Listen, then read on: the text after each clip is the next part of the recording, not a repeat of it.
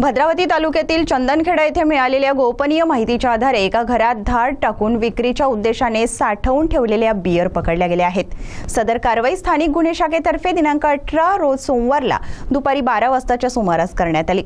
सदर जप्त केलेल्या बियरची किंमत 49,370 रुपये एवढी आहे।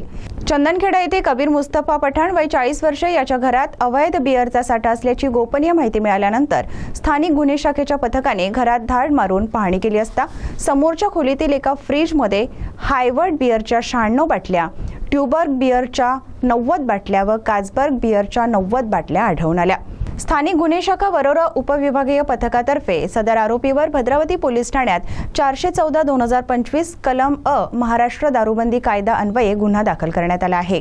सदर कारवाई चंद्रपूर स्थानिक गुन्हे शाखेच्या अमोल काचोरे यांच्या नेतृत्वात PSI बेलसरे, हवालदार सचिन संतोष गणेश, PC शशांक बदामवार व मिलिंद यांनी केली।